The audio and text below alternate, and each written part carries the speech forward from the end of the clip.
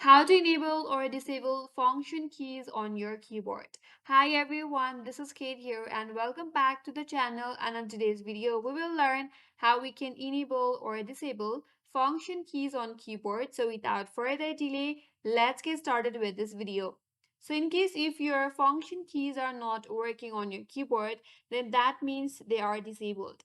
Now to enable them, all you have to do is press your function key with escape key together at once. So press both of them together and now try to press your function keys, it will work.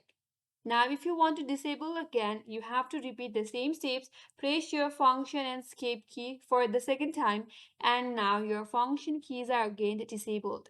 That's it. That's how you can enable or disable function keys on keyboards, and that's all for today's video. Hope this video was helpful, and if you're new to our channel, consider subscribing. Thank you for watching and stay tuned for more videos.